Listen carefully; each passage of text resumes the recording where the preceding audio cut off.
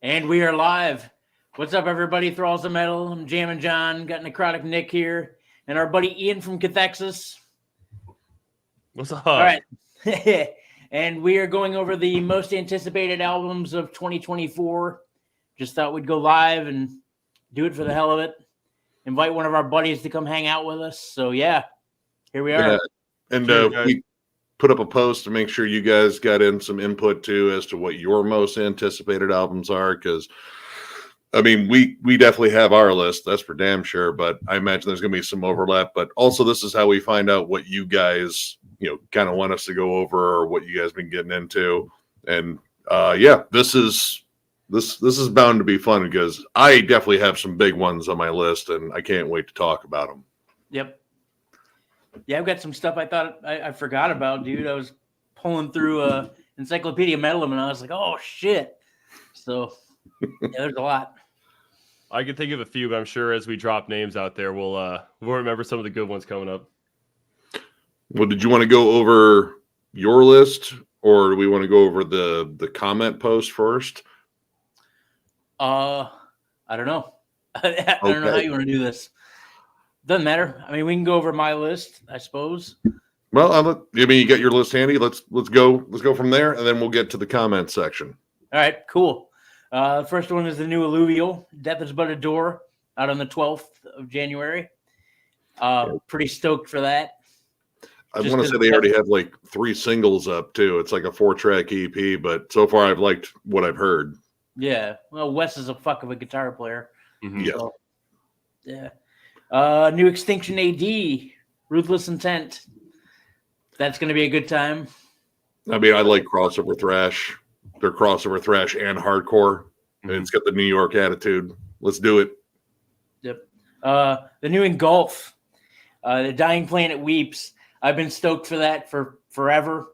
I've actually had the record now for about a month, and it's pretty fucking sick. And I'm stoked to go over that. I love Engulf. For a one-man band, dude, that's fucking gross. Yeah, I still need to get their stuff. I know you've definitely talked them up, and I've heard some of it, and I was like, yeah, no, this is just gnarly death metal, technical, but riffier than hell. Yep. I like that sort of thing. New Lord Dying. Clandestine Transcendence. Dude, when I wrote it down, I almost wrote down Clandestine. Because it was clicking in my brain, and I was like, man... Oh, one of the greatest word struggles I've ever seen. I feel like names like words like clandestine or clairvoyant are words that people don't really know, but they sound really metal, so you get a disproportionate amount of those kinds of words in there. Oh, you like overpronounce it. Like, no, this is way fancier than it looks. We got it's clandestine. There's no, was I close? No, all right. Lord Dying. I'm kind of curious about it because their last album, they kind of had like a bit of a stylistic shift. Like their first 2 albums are just gnarly sludge metal, like lots of crowbar riffing and kind of like High on Fire-ish. But the last one was a little bit more melodic. Like I think the vocals are even a little bit cleaner. Even the logo changed and just the sort of appearance of them. But I'm down because I mean they got riffs, and that's important. Mm-hmm. Next up, new Dripping Decay. I am still waiting for that full length. So, yeah, they just put out a full length last year. Yeah. So, I mean, this band's staying busy. We actually got their first demo through Head Split, and that's gross. It's just absolutely sick, pus-filled death metal. I mean, it drips. It drips with something awful, but like in a good way. Noel. Oh, grind band, dude. As Spoken coming out the 24th of January. I'm stoked on that. They still have the Dolly Parton shirts. Yeah. We were gonna get them for Denver Death Fest last year. And then they had some other touring commitments and couldn't do it. But I'll have to check them out. I feel like I know the name, but I haven't heard the music yet. I've heard a handful of tracks. But yeah, Noel? Knoll, Knoll. Like the grassy knoll. Yep. Yep. Except they got like Dolly Parton shirts with their logo on it, which I think is just awesome. Oh, they look that. I like their aesthetic. They just toured Europe with Nightmare. So Oh, did they? Yep. Yeah. Man, those guys they just announced another tour coming up here soon. I think with Cathexis, who put out an awesome album last year. If you checked them out. I still have not, man. I've seen that in a lot of year-end lists. You know, my thing with like dissonant death metal is there's that threshold I hit where it's like, okay, that's too much distance. So I'm eventually going to check that out just because I've heard so much about that album. In their defense, they're definitely more of like a black metal band. But yeah, they're really angular and dissonant. I think I like their first album a little bit more that came out like 8 years prior. But I really like what they go for. I'm a big fan of Cathexis. So they're only doing the northern states though. They might come through your town, but they're not coming down here. So it's a shame. Nightmare not coming for us. They don't dive on the tour till they hit closer out to you. Oh, who? Nightmare. They're not on our dates. Yeah, they're not coming to Texas either. I don't think. Huh. I mean, tonight Mortal Skull is playing up in Detroit, which they also have a new album coming out I was too. gonna say they have a new album coming too. So Dude, the album art that I've seen for that album is absolutely grotesque. I love it. The new Vitriol, Suffer and Become. Yeah, speaking of, I listened to all three of those songs earlier today. All three of their new singles. Those guys are fast. dude, they are like terrifying live. Like it's so damn aggressive, but it's also like kind of oddly hypnotic. Like all their weird dissonant melodies and shit. Like I don't know, but it's done with such aggression that it's just I don't know, man. Like there's something about that band and their overall sound. It's violent. Yeah, they're terrifying live, but it's fucking great. Yeah, we opened for them, I think 2 years ago. I think it was Suffocation or Defeated Sanity, one of the two. But it was they're awesome. They're that drummer is I mean, there's fast bands out there, but I love that attitude of blast first and consider any other drum style ever like in the rear view. I love that style of just extreme blasting, just just being that expressive with it. I love it. What else? New Caligula's Horse. I wasn't a super big fan of the last one. I wasn't either, but I was a big fan of what was it, Bloom? Oh, Bloom's awesome. Yeah. And the one after that, In Contact, I think is the name of that one. I really enjoyed that album. We'll see what this one does. The first single sounded pretty good. I guess they lost a member. So I don't know. There might be some changes, but I'm definitely down to check it out. I mean, Australia's got a pretty cool kind of low-key prog scene. So yeah. New Blood Red Throne. Absolutely. I'm beyond down for that, dude. That last album was such a riffy banger. Yeah. I jam that band all the time. Like when I just look for something that's like, I just want something straightforward and chuggy and mean. And dude, like pretty much every release does that for me for Blood Red Throne. They're one of those bands that doesn't need to impress you in a technical style at all, but just they know how to write a good song. They know how to like frame a good riff, and they're badass. Another band we played with years and years and years ago, but they're fucking awesome. I only saw them once on their they did a tour with Enslaved and Dimmaborger, and they opened up and they crushed. That must have been awesome. Oh, dude, it was they were touring on. Oh God, was it Come Death? Oh, I can't remember. No, it was Souls. Oh fuck, what the hell's the name of that one? Shit, I'm losing it. But no, it was an absolutely savage set. Like, yeah, and whoever their bassist was they were touring with at that time, that dude was fucking marvelous. Like he was just showing off all sorts of crazy shit. But yeah, I'm beyond stoked for more Blood Red Throne because Yep. It's like Cannibal Corpse. You just know they're going to deliver. Yeah, you know you're just gonna get. It's gonna be a good record. Like the likelihood of them disappointing you is almost zero. Minimal. Yep. Right. Let's see. New Spectral Voice. Yeah. I jammed the one song, all like 12 and a half minutes of it. Yeah. It's dark. It is dark and gloomy and murky as hell. I love pretty much everything I've picked up by Spectral Voice. Agreed. You know, they just do like kind of atmospheric, dungeony Death Doom so well. So I'm pretty stoked on this new one. Yeah, they do that incantation worship arguably better than incantation, which is that's hard. That's not easy to do. I mean, I feel like they just kind of take like, all right, like what's the standard incantation breakdown? We're gonna slow it down more and add more swamp to it. Mm-hmm. Let's see. New Job for a Cowboy. I'm Really? stoked. Coming off of Sun Eater. Have you heard the single? There's I two or three, I think. There's 3 now. See, I've only heard the one. There's at least 2. I'm behind. I've jammed them both, and they're both really good. Like, I mean, still, I don't know. It kind of still borders on tech death to prog death. Mhm. It feels like it's going to mirror Sun Eater in a lot of ways, which Sun Eater is their best album in my opinion. And Genesis.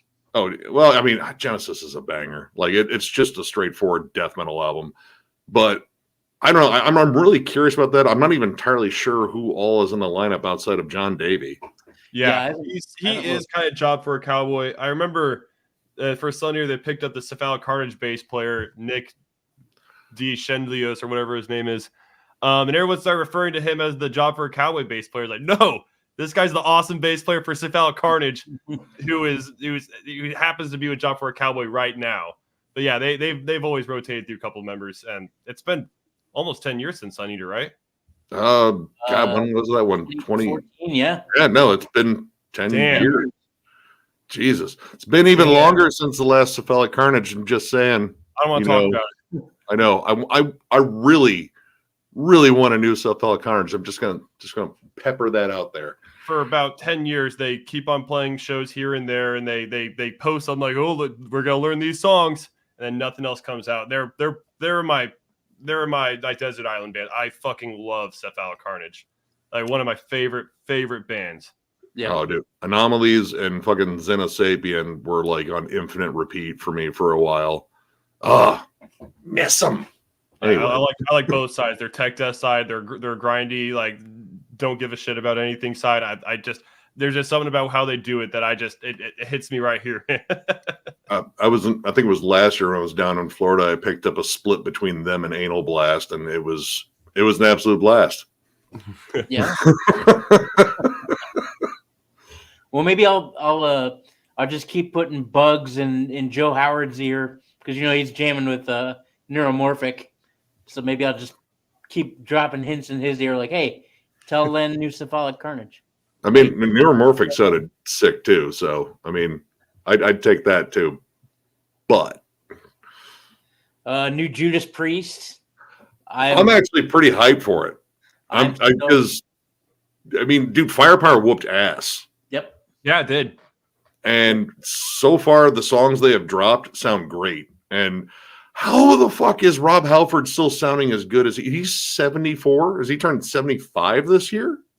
Because he's sobered up and he doesn't do shit anymore. And that's what happens when you get your life together and stop taking drugs. Fucking legend. Is that how you do it? I guess. So wait, I should stop like having fun? No. I don't know. They just legalized marijuana here recreationally, so I don't know. Woo! I guess you won't find out. Yep, not anytime remotely soon. No, yeah, I'm pretty hyped for the new Judas Priest. Yeah, I saw Judas Priest 5-6 years ago here in Austin, and Rob Halford was hitting all the high notes. He was even doing like death metal growls, like for fun, in certain songs, like legitimately. He can do whatever he wants, though. He's the metal god. Yeah, he is the metal god. There's no question there. Yep. Yeah. Especially coming off of that ranking where I became a Judas Priest fan. Like, man, I love that early shit, dude. Dude, fucking all that early shit is so damn good. But I love most Judas Priest, except for the Ripper era is kind of meh. Oh, let's see. Skip ahead. Of course, New Skeletal Remains. The singles that they've dropped are fucking crazy, and they translate really well live. Those guys can do no wrong. I mean, game. It sounds like, once again, like what they're doing. It's like an album they got locked in a vault somewhere in Tampa, and like, oh wow, we got a Tampa death metal classic here that no one fucking heard, and yeah, they just nail that sound. In fact, I just talked to Brian today, like half an hour ago. New Diabolic Oath will be out this year too, and I've heard some of the unreleased stuff, and it's gross. So, yep, stoked on that. New Ultimus. Okay. Yeah. I mean, I'm all for super groups that are actually super. And that first Ultimus, I really wasn't sure about it when it came out. I was like, I don't know, man. Like, I was still kind of suffering a Dave Vincent hangover after Aluminum Anus or whatever the hell it's called. But that album was absolutely amazing. Like, Blasphemous riff work was killer, and you got Flow on drums. Yep. Yeah. It was an absolute banger. So I'm curious to see if lightning strikes twice. It may. Considering we saw Dave Vincent just fucking crush it recently here, so yeah, that I Am Morbid set was. That I Am Morbid set was. God, they played like all of Covenant. It was so good. Oh, did they? Oh, dude, awesome. Dude, like To the Lions. Oh. And then last, the new Replicant, which I'm that... super stoked on. Can't wait for. I heard the new single yesterday. It's awesome. I can't wait. They do a Cathexis do, but they just have a lot more fun doing it. I can hear the comparisons vocally. Like, he's got that kind of like dry, almost like Van Drunen sort of delivery. Like, it sounds painful. They definitely picked up a lot from like Obscura's Gorguts. And then they picked up a lot from like the slam bands that wear like the big jerseys and the flat bill hats. They definitely have that kind of like, not to demean it, they have that kind of trashy edge to it where they have those trashy like slams and everything they throw in on top of like pretty highbrow dissonant stuff. No, they're one of my favorite bands that are currently relatively new, or not one of the bands we've been hearkening back to for like 20 years. So I'm a huge fan of those guys. Yeah, that first album was really good, and it was awesome. It was he awesome. jammed me that new track, and it sounds great. Like, production wise, it sounded awesome. Like, those guitars are just massive sounding. Yeah. So that's my list in a nutshell. All right. Well, we have a whole bunch of comments here because we put up. Hello, everybody. By the way, I've been kind of watching out of the corner of my eye. Yeah, we're trying to keep up with those, and like I said, as we read through here, we're going to like kind of glance over the comments and see what you guys are bringing up too. But what do you have, Ian? What are you looking forward to? I mean, there's I haven't kept my ear to the ground as far as what I know is coming out in the next year. Obviously, I mean, the new Nile is going to be just one of those that I'm going to, be counting down the seconds for. Yeah. Again, that new Vitriol is coming out. Gorguts has been back out on the scene, and so I'm really hoping that we get something new from them. There's a new Krallis coming out. If you like that black metal that just 15-minute long songs, that I love that kind of stuff. Colin's badass. Like I said, I haven't had my ear to the ground too much in terms of what I know is going to be coming out, but those are probably my heavy hitters. If I just think off the top of my head, I think Fulci might be coming out with a new album soon. Sweet. Yeah. How cool would that be? Oh, dude, I love Fulci, man. I just kind of wonder, like, are they already out of the horror movies that Fulci did? Well, that are known. I don't know. Have they done one for House by the Cemetery yet? Because all of them are themed after a movie so far. So maybe they still have House by the Cemetery left. I don't know. Either way, I'm down for more Fulci. Fulci's awesome, and sadly missed them on this recent tour. Oh, it's awesome. Oh, I believe it. I believe it was probably fucking unbelievable amounts of fun. Damn it. But yeah, we have a whole bunch of comments here with a whole bunch of recommendations. And this first one from Dismantling Devotion, I'm not going to read out the entire thing because it's a bit of a novel, but I will go over the bands brought up here. And the first band mentioned is Blood Incantation.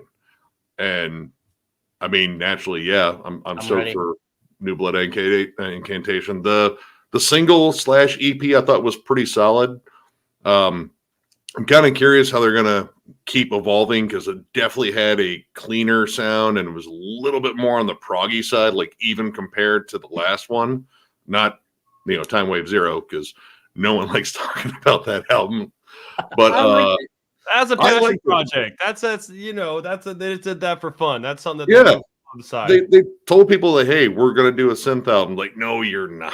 Come on, that's crazy. And then they did it, and people got all butthurt. Like, what the fuck is this? Like, it's legit the thing they told you they were going to do. So, yeah. But I'm stoked for a New Blood Incantation. All right. Spectral Voice. And I guess apparently Black Curse. It's a guess. But they might be working too, which that also has members of Blood Incantation. And I think Chemist's drummer's in there. So, yeah. I mean, that first one they put out was, man, that album's dark. It's great, though. God, there's a lot of bands I've never heard of, but some melodic death metals, Upon Stone and Dead Mother Moon. Not familiar, but said it was very comparable to At the Gates, In Flames, Eucharist, Gates of Ishtar, Dissection, etc. Let's see. Sovereign? Not familiar with that one. Or Dissimilator. But that one apparently is going to be on 20 Buck Spin. And 20 Buck Spin gets a lot of attention on the channel. Yes, they do. Because they like that. Let's see. Resin Tomb on Transcending Obscurity. I think I've heard of that. Nasty, gross death metal. New Holder. That's out in February. Borknagar. Borknagar is one I'm actually pretty stoked for. It's been a little bit since their last one, and I totally forgot that Vinter Sorg wasn't even in the band anymore. Who is in Borknagar now? It's essentially still the same one guy that's like he's been there continuously, but the only other like really famous member is still like ICS Vortex. Outside of that, it seems again it's always like kind of an evolving project in terms of the lineup, but like some of the bigger names that I've gotten used to, like Ivar from Enslaved, I don't think he's in there anymore. But the single they put out sounded really good. Like, I mean, if you're still big Enslaved fans, it's gonna sound pretty similar. I'm a big Enslaved fan, so that's you sold me. Oh, same here. I mean, take my money. Oh, what did you think of that last record? That discography is stupid good. I don't think they can write a bad album. They're one of those bands the past 20 years have made. Every time they come out with an album, it's just they're another one of those desert island bands. I can't imagine being the person I am without them. I've loved that band since early high school. Yeah, God, I think I got into them with Below the Lights, and I was like, yeah, no, this is amazing, and that's been pretty much the standard since I picked up all their albums. Let's see what other ones we got here. Necro Wretch. We've reviewed them before. It's kind of like black and thrash. Contaminated. God, I think that's an Australian band. Death metal. Farsot. That's, I believe, black metal. I think I have one of their albums. Didn't even know they were still around. Let's see. Mortal Skull, already brought up that one. Necrophobic. Necrophobic has a new one coming out as well. Oh, nice. I jammed one of the singles. It sounded pretty good. I mean, they got a style that they just do it. Like they put out a Necrophobic album, and generally I love it because I love that band. Oh, let's see. And yeah, that's pretty much all the ones I know out of this comment. Scott Lowry 6857 Gate Creeper, baby. Yep. Yeah. I'm ready. Actually, dude, I forgot how long it's been since that last EP they put out. It is what that came out 3 years ago, I think. Yeah. Yeah. That was A while. during the pandemic, wasn't it? Yeah, that was the half grind and then one really long Death Doom song. It was awesome. Like that was a fun two piece. I feel like Gate Creeper is one of those bands that has inspired a lot of, those bands that are currently like really big right now, like Fulci or like Molder and all those other bands that are kind of like a little bit of the old school death metal sound, but have a little bit of that hardcore edge to it.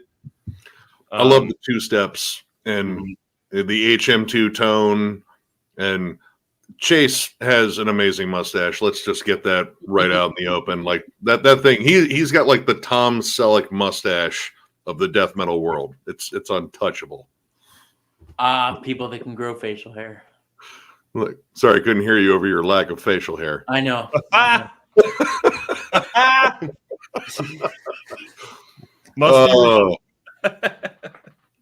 I mean, well, I got to get Rick's comment in here. The Dreadful Minutes. Will this be the year Sleep Token finally blows you guys away? We shall see. I already responded, though. I think there's better odds that it would just plain blow. That's almost a foregone conclusion, man. I recently checked out that band like very recently. I've been hearing a lot about them, and I don't mean to yuck anybody's yum. If you're into that, that's fine. More props to you, fine. But oh my god, it's like me repellent. It's just not my thing, man. It is, yeah. Well, I mean, anyone that saw my review of it knows it is definitely not my thing, and has also probably said really mean things about me. I just don't get it. I don't mean to be a jerk, but man, I really don't get it. It's not fair. Those guys different strokes for different folks, but yeah, I'm not a fan of the nap ticket. My favorite part of them again is when somebody farted during their set. Dude, that was awesome. That one little 20-second video I played on a loop, and that dude farted at like the right moment where it was like nice and quiet, like in between the piano and the singing, and just and you can actually hear his buddy go, dude. Like you can feel the disappointment in his voice. It's amazing. Like it's just trying to take you out to see this band I like, and fucking ruined it.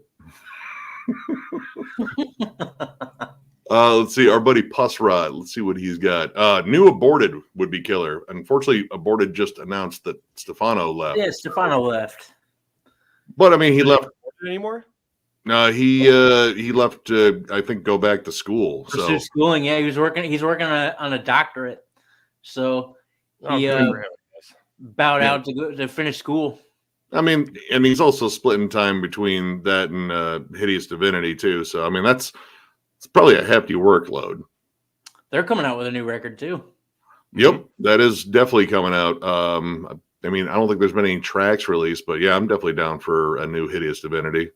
Well, Tito's been ranting and raving about it for the last month or two. So let's see. Everlasting Spew should have a couple of good ones coming out this year. Oh, I have no doubts, man. Like every year, Everlasting Spew's just cranking out some killer stuff. I saw Fester Decay on a lot of lists this year. That Japanese carcass worshipping grindcore band, dude. I mean, it's definitely worshiping at the altars of Symphonies of Sickness for damn sure. But man, they nailed it. Like it was killer. Yeah. Let's see. Defiled from Japan. That band is bizarre, but I don't know. Like I kind of just dig how nuts they are, and no one really sounds like them as far as like technical, brutal death metal. I'd have to listen to it again, but I remember last time I listened to him, I was, I kind of got that, like we were talking about Mr. Bungle pre-show. It kind of has that weirdness to it, where it's like, oh, there's something here. I need to recheck them out. There's definitely a little bit of that Gorguts Obscura kind of worship, maybe a little bit of was it From Wisdom to From Wisdom to Hate? There we go. Yeah, maybe a little bit more like that, because that one's slightly more digestible than Obscura. I'm still not like a huge fan of that album. Like I love the first two Gorguts are so damn good. Especially Erosion of Sanity.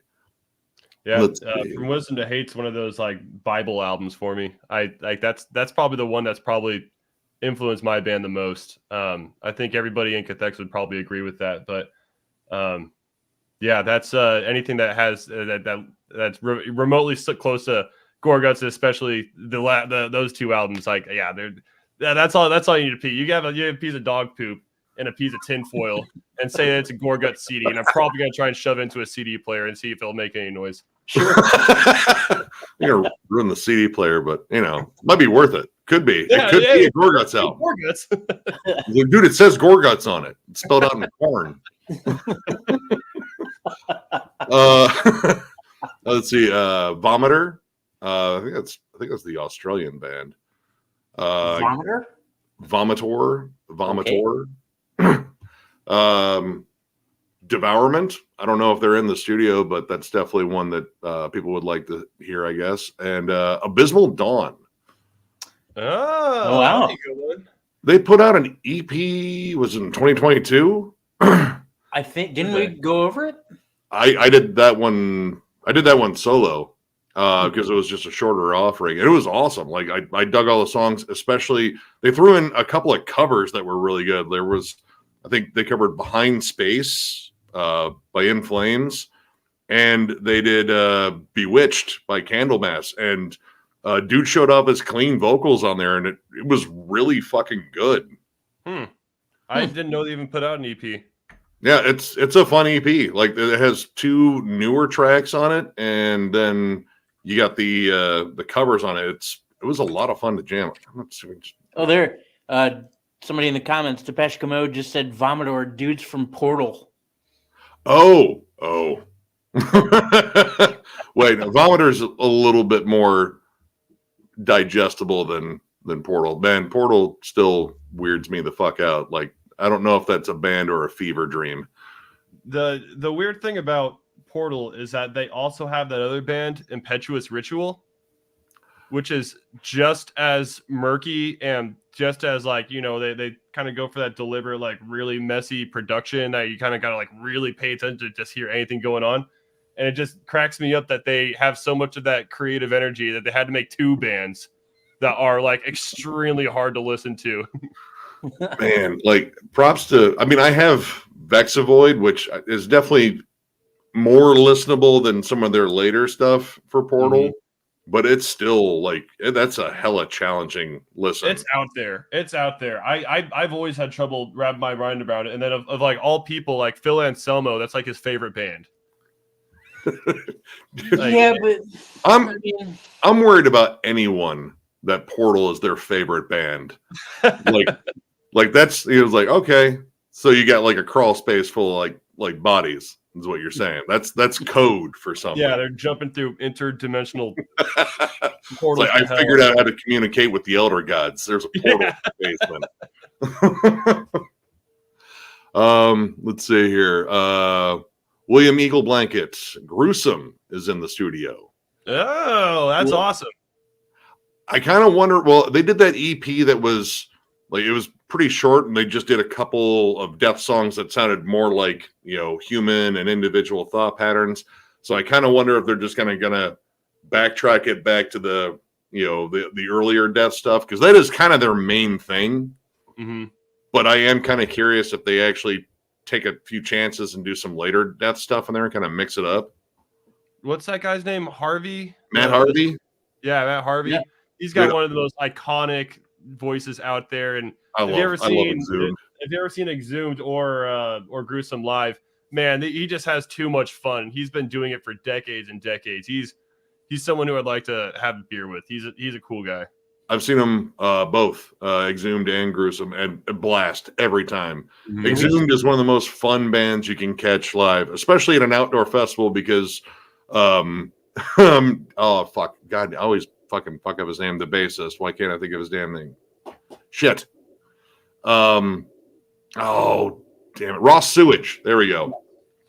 He can apparently spit flames. Like, he knows how to do like the whole circus trick of just, the whole Gene Simmons thing. Yeah, he was doing that the last time we saw him at a Full Terror Assault, and that set was just a fucking blast. And every time they close with Open the Abscess, but they always squeeze in like a cover in between, like around the bridge. Mm-hmm. And I want to say they did Detroit Rock City and God, was it The Boys Are Back in Town? Yes. Yeah. Really? Yep. Yeah. And then they went right back into the closing of Open the Abscess. Yeah, that Exhumed is just fun. They're plain fucking fun. Yeah. But I'm stoked for Gruesome too, because Gruesome's awesome. Mm-hmm. Let's see here. New Testament. I believe they're in the studio, right? I don't know. I mean, I know they had to get a new drummer again. I mean, yeah. I mean, I guess it would make sense for them to be in there. It's been, what, 3 years? What was their last one? Titans of Creation. Was that 2021 or 2020? I think it was 2020. It was a damn good album. They have a lot of music. Yeah, Titans of Creation 2020. Yep. Wow. All right. Well, it has been a while. Yeah. All right. I'm always down for New Testament. Let's see. Priest, right? Cover that one. Tear. I guess Tear is still around. I haven't listened to Tear in a while. Honestly, like I'm not big on like folk metal, but there's something about that band that I really dig. I think it's the vocal harmonies. I think are just absolutely excellent in that band. So I mean, I don't know enough about much folk metal. I've never. I feel like I'm too American for it. If I listen to too much, then I'll just burst into flame. it's just very Viking-y. Like I don't know. Everything is very epic and rousing, and this is a song you slay a dragon to, or whatever they do in the Falkland Islands, because that's where they're from. Yeah, that's that kind of music that if I listen to too much of it, I just get this urge to eat a 3-pound burger and drive on an 8-lane highway. Just I just need to do as many American things possible to kind of purge that. Kind of balance it out. Yeah. Yeah. Let's see. J Mail in Japan. Well, it looks like we covered all these. Spectral Voice Nile. Let's see. Dark Side Inferno. Inquisition. I'm probably gonna stay away from that one for obvious reasons. Like musically, yeah, they're good, but yeah, no. Man, it's such a shame. Like it is. I was a huge fan of Inquisition, and their style is like, I'm definitely more on the death metal side. And when it comes to black metal, there's a couple of cherry picked bands that I love, but for the most part, a lot of black metal just kind of goes over my head. And Inquisition was one of those bands that wasn't. And then I'll never forget, like, there was a big controversy about that guy being like some kind of Nazi or something like that. And it turns out, he's not. It's not so much that he's just a pedophile. It's like, oh, the other really bad thing. Yeah. Wow. Come on. I know. Yeah. As soon as I saw that, like, honestly, I haven't listened to Inquisition since. Like, it's in my collection. I own like 3 of their albums, and they're all awesome. Mm-hmm. But I just I look at them like, I don't. Maybe no. I can't get past that one. So I'm probably gonna skip over that one unless you guys want to hear me really dog them a lot, a lot. Deicide, abso-fucking-lutely. Like, yeah, dude, that new song, it sounds like Deicide. That's all I want from Deicide. I want Glenn to tell me how much he loves Jeebus and just riff my face off. Taylor is a great fit in that band too. Like, we saw him live with this new lineup, unbelievably tight. Like, holy shit, dude. And Steve is such a beast of a drummer still. Man, last time I saw him was with you guys at Maryland Death Fest. Dude, killed it. They were great. It was awesome. Are you and Sam going this year? We have a big group of people that initially wanted to go, but isn't that not far from Denver Death Fest this year? So no, Denver Death, yeah, just recently Denver Death Fest got pushed back to August. Oh, Like, yeah, I'm going then. Like that's dude, like yesterday. I haven't seen that yet. No, that was it was a shame because there was some like there was Sam and I, but there was also some of our buddies who we hang out with here regularly, like all go to shows together. We're all like, yeah, we're gonna go. And then but we just thought that would be too much of a turnaround and everything. But no, if it's in August, that's almost a foregone conclusion. I'd love to go back again and brave that scary town. It's in the second week of August. I just found out yesterday. I was gonna message you prior to now, but yeah.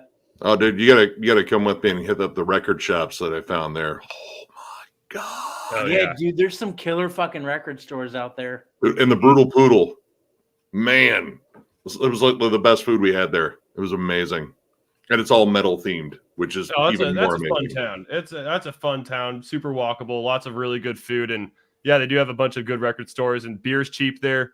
It's a good time. Yeah. Somebody handed you mushrooms at random. No, that's Denver. It was a planned event, right? And then we had Skeletal Remains and Nile. We already been over that one. Let's see what other ones are popping up here. Let's see. DSC 1970. All right, we got Vitriol once again. Yep, I think. Yeah, that's the. Well, let's see if there's any other ones here. German Mellow Death Group. What are they called? Hiraes? Hiraes. Not familiar with that one, but I mean, all right, that's one to check out. King of the Humalum. He brought up Nile and Infant Annihilator. Honestly, I only know them from like the really weird videos they put out, and I mean, I guess they're like blast beady, and I don't know, like seem like they're almost kind of deathcore. I don't know really what to make of Infant Annihilator. Yeah, I'm in the same boat. Like, remember when they kind of blew up with that silly music video they put out like 10 years ago or something? But I remember it being kind of, I don't know if it was like program jumps or something. Like it was like almost like silly fast. Yeah. And I didn't really pick up on it too much. Yeah. Let's see. Smart Gamer AI, Skeletal Remains, aborted, Benighted. They're still around. Yeah, they're still around. Yeah. I think, God, what was the last thing I put up was an EP. It was pretty solid. I think that was the one that had this absolutely blast beat driven cover of Slaughter of the Soul on it. Pretty solid. I mean, that dude's vocal flips are fucking wild. And I mean, yeah, they're insanely tight for as fast as they fucking play. So yeah, I mean, I'd be down for that. The Black Dahlia murder. If that happens. I mean, it seems like it's gonna happen. That's a weird thing. I mean, on one hand, like Black Dahlia Murder is like really was made by Trevor, and he kind of like gave it that like some of its signature flavor. Not to say like the rest of the band members don't put in their part. Like it's good, it's good metal, but it's almost I don't want to say like it's in bad taste or anything, but I just wonder what's at that point. It's like an industry for them, you know. Like they're one of those guys. They're one of those bands that they all probably live off that band, and they probably make like you know, they probably, you know, made a whole thing off of it. And oh, there's my beer. They've cheers. They've made like a whole industry out of the Black Dahlia murder, and I feel like if they probably don't want to stop, but it's also one of those things like how is it going to be post Trevor, and how are we going to look back when they say like they did such a quick turnaround to, you know, after Trevor's passing and whatnot.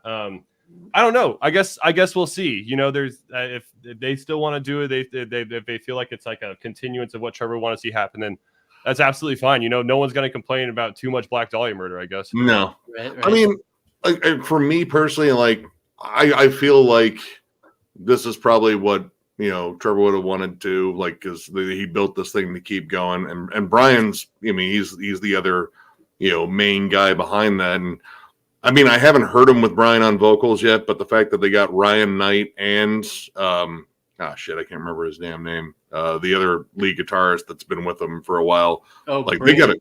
they got Brendan Ellis. Ellis, That's a solid tandem right there. And I think they could really do some like cool stuff. Will it be the same? I mean, I've heard, Brian do the backup vocals for years, and he's still got a really good shriek. Like it's kind of similar to Trevor's, but I don't know. Like, of course, I'm going to give it a chance just because it's Black Dahlia Murder, and I've been a fan of that band forever. So yeah, I don't know. I mean, I'm going to have weird feelings about it, I'm sure, but at the same time, I want to hear it. I want to see what they got. Yeah. And the drum tracks are done. So all right. Follow Ellen Cassidy on Facebook, and drum tracks are done. So whatever they're doing, it's coming. Let's see. Spencer Grady. I mean, he brought up Spectral Voice, Gorguts, which I think that is actually happening. And I mean, I hope so. Well, I know Luke, like, he likes to wait a long time between albums here lately. And the fact that they've been popping up playing live even more, like they're even at MDF. Mm-hmm. And I feel like there's something bubbling there, like they're gonna get ready to finally release something, which I'm really ready for that. Yeah, I hope so. I am curious to see what they do. So whatever they made, like from Obscura up until Colored Sands, there was a different band on each album outside of Luke. And then they did that EP after Colored Sands, Pleiades Dust. Yep. It was like a 30-minute long song. It kind of meanders. I kind of wish it was a little bit more. It was a little bit more brief and had a few more hooks in it. But it had the same members. It still had Colin Marston and Kevin Huffnagel on it. So I'm kind of hoping that Luke does that thing where he rotates the band, get some fresh ideas, get a little bit, so that they have that, those different colors and different textures from different musicians doing the different input. But either way, I really hope that look. So we're still dealing with Kevin Huffnagel and whatnot. I mean, there's going to be musicians that Luke is probably most comfortable playing. It's probably those two guys. Our buddy Jeff here definitely has a good inside track on what's going on. He's talked to Kevin Huffnagel quite a bit, and it seems like that is happening. So I don't know. I'm curious, like, because I mean, again, like you said, like lately each album it's been a different lineup outside of Luke LeMay, but stylistically it also kind of shifts around a little bit. Mm-hmm. I feel like it'll just be uniquely Gorguts. Like I hope so. Colored Sands, as far as reunion albums go, is probably one of the best out there. It's just from top to bottom, one of the best reunion albums. Like, Carcass came out with their reunion, and At the Gates, they came out with that was the big reunions of like 2013, 2014. I thought Gorguts just blew them out of the water with just new ideas and just doing all this other stuff. And having the drummer for Origin, Longstreth. Longstreth. I thought his addition to that, just bringing that overwhelming speed to it, was just so cool. Some people don't appreciate him on that one as much. I just think that that his extra intensity just made that Gorguts album that much more like lively. I don't know. Like I said, Nile and Gorguts are my two bands, man. Those are like I'll go to war for them. I mean, that sounds like this could be a special year for you then if you get both. I hope so. And then the last one that Spencer had, I'm not familiar with. Hauntologist? I don't know that one. You got me. Hold on. I'm actually kind of curious because that's just an interesting name. Hauntologist. Let's see if I think I spelled it right. I mean, it's kind of no? It's kind of hard to fuck that up. No, well, the Google search likes to fuck it up. Like, did you mean this? Like, no, I'm not that stupid. Hauntologist. Haunt. All right, here we go. Hauntologist. Yeah, one song comes out in February. Looks like deeply rooted in negative metal music, it leans towards other genres and forms of expression to seek analog musical sounds of sleepless nights and surreal anxiety, provoking hallucinations. Wow. They're from Poland. I'm only into positive heavy metal, so. Well, is Andrew WK doing anything, or it's a two-man band or two Two-person. I don't know. They got code names. One's called The Fall. The other one's called Dark Side. Okay. I don't know anything about this. It doesn't even really. Let's see. I'm looking at comments. Favorite black metal song of 2023. Okay, so I guess they're like a black metal band. Yeah, that's what it's looking like for related artists on Spotify. Yeah, I don't. Yeah, I've never even heard of most of. I mean, Spencer's good for a lot of like deep cuts in the comments. Like, yeah, dude, I haven't heard of any of these. That's impressive. Let's see. James G. Warrior. Agalok. That would be awesome if it happened. Awesome. I don't know because they're touring again. They're doing shows again. But I don't know if they're planning on recording again. You know, I mean, that still feels like it could be just up in the air. Like they're kind of just still, feeling it out, I think. But dude, I would love a new Agalok album. Yeah. The Decrepit Birth. That would be awesome. Beyond Creation. Dude, it's been a while since was it Algorithm was the last one for Beyond Creation? 18, I think. Man. So. Opeth, I mean, they're getting close to the time when they need to put out an album so they have a reason to tour again. A piece of me always hopes that Opeth puts out Opeth. It's not going to happen. I know. A lot of other bands out there that do like Opeth-y stuff, but I would really, really like for Opeth to do like, Opeth again. I agree. Like, I don't mind the prog rock stuff. I think it's pretty good, but yeah, I think that them choosing to keep the name Opeth whenever they completely did the switch in style wasn't the best move.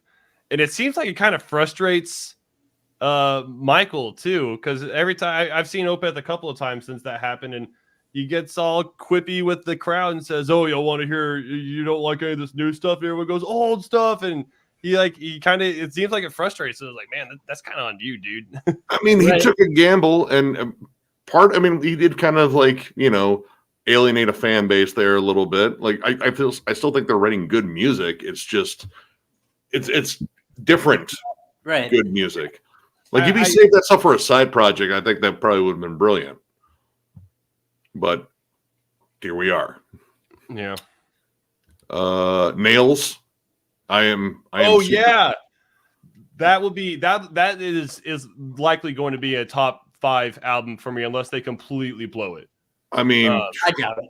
I don't. Dude, You Will Never Be One of Us was one of the most vicious albums I think I've ever listened to. Still, like I can't think of a more hateful, mean-spirited fucking album off the top of my head right now. And seeing it live too. Woo. Well, I kind of wonder who's all in his lineup too, because I think everyone left, except for Todd. But yeah, I'm kind of curious, like if he made peace with old band members or he's got some new blood in there. But I mean, it's Nails. I'm 100% down for it. All 3 of their albums are fucking awesome. I think I actually wasn't as big of a fan as You'll Never Be One of Us, but I think Unsilent Death and Abandon All Life are masterpieces. Like both of those are 5 out of 5, like perfect slices of extremely lean, no bullshit music. Those are amazing albums. Yep. I mean, I like all of it, like every last bit. You could put on any Nails track and I'm gonna like keep going because I know this one's gonna be over in about a minute and a half. Right. Petrification I still haven't checked out, but Azath, I think that's an international band. I think they have Canadian and US members. A lot of people have been writing about Azath. Yeah, no, I have the one album. I think some of their members are from California and then the other ones are British Columbia, if I remember right. But it's dissonant, kind of nasty, riffy, old school death metal. That'd be kind of cool. Oh, check this out. It looks cool. Propagandhi. Not necessarily metal, but I love Propagandhi. That's like one of my favorite punk bands. We're gonna get a new Crypt Sermon. Oh, dude, I would love. Dude, their last one was so fucking good. Yeah. The Keys of Solomon had like the catchiest fucking chorus. I got that stuck in my head for like a solid year. No, that album's awesome. I'd be down for a new Unleashed. I like the last one. They're on a pretty good run of albums as long as they can stay away from like really dumb lyrics, because occasionally That's the thing. Occasionally that band just gets a case of dumb. Like Only the Dead, I never want to hear that song again, even though I own the album that it's on. Yeah, Rotting Christ. I'd be down for a new Rotting Christ. My Dying Bride. Sure, I would love to hear some seasonal depression captured on an album once again, because no one quite does misery like My Dying Bride. Agreed. Like, if I don't leave listening that album absolutely bummed the fuck out and not able to like get out of bed the next day, then My Dying Bride did not do its job. I've got a good memory of My Dying Bride, of the first Maryland Death Fest I went to in 2014. Immolation played like the day or two prior to that, and John Vigno was in the crowd for My Dying Bride, and he knew every lyric to every song that they played, and he was like air guitaring to all their licks and everything. It was really cool to see another musician. He was like stoked to see a band like that. It was really cool. Well, they're going to be there this year. Yeah, and that's yet one of my big draws for that one, just because, man, dude, it's a bucket list band. They rarely ever tour the States. I can't think. Actually, 2014, when you saw them, might have been the last time they actually played in the States. Damn. Yeah. So that's a big bucket list one. Let's see. Oh shit, wrong thing. And then King Diamond and Merciful Fate. Really? How many years has either been teased?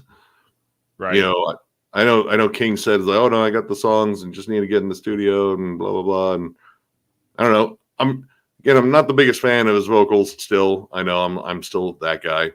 I know. I'm a piece of shit. It's okay. I've made peace with it. But good. I know he put out a single this year. And I mean, even Andy LaRoe was in there too. So I mean, and I think it was a King Diamond one. I don't remember if it said Merciful Fate or King Diamond. I think it was King Diamond. I don't think Merciful Fate's really a thing anymore, are they? Yeah. I don't. Well, I mean, I feel like it's still disputed. There still seems like there's some bad blood there. But I mean, King Diamond, if he just does it solo, that's people. I'm sure people are gonna be like, that's awesome. Oh, looks like we might get a new Dismember. Actually, from what I heard, that I want to say they put out a single. So, that was part of the whole deal, I guess, with reissuing all their albums on Nuclear Blast is, you guys are going to crank out a new album, which, yes. That'll be badass. Mm-hmm. I mean, honestly, that discography is pretty solid all the way through. Like, there's a couple of minor hiccups in there, but yeah, like, everyone knows I'm an HM2 slut, and that's one of the bands that, kind of made me that way. Also, I'm actually low-key kind of stoked for a Darkest Hour album. I've been going over their albums again after we saw them live, and was like, man, I fucking miss this band. Yeah, I didn't remember them being that good, but man, they crushed it live. Oh, dude, when I saw them in Ozfest in 2004, they were still touring on Hidden Hands of a Sadist Nation, and that album fucking rips. Like, that's kind of like it's almost a Swedish death metal album, just played by a bunch of hardcore kids, and it's fucking gnarly. And Grave, well, with the recent news, I don't know if that's going to happen anytime soon. Apparently, two of the longtime members quit, and they have canceled all live shows. They dropped them off MDF, but they're replacing them with Soylent Green. So. Awesome. It's awesome. I finally get to see Soylent Green. Like, that's a bucket list band for me too. But I really wanted to see Grave. Oh well. But yeah, I don't know if Grave's gonna crank out anything anytime soon. Like, because it looks like the message, that they put up was like, we're gonna see if we can find some members and see if keeping this band going is still viable, which is kind of an ominous statement. But here, tell you what, I'm gonna take a quick smoke break. Did you want to? You have the comments tab open at all for the post you made? I thought you just went through it all. No, I was actually I'm about halfway through. Oh, give me a second then. I'm with Cathexis, by the way, for the commenter who asked. This is the awesome frontman of Cathexis from Texas. Yes, it rhymes. And yeah, this band's awesome. And we're not just plugging him. We're close enough. I think we could tell him if we thought his band sucks. And I don't. I think his band is absolutely awesome. Well, I'm glad you feel that way. We had a big old band meeting recently. So we are we have a handful of songs done as far as structurally made. We're going to write a few more. We're hitting the rehearsal space here soon to actually learn some of those songs. But idea being, we'll record an album this year that we'd love to get it out this year. But it looks like Willowtip has a pretty full slate.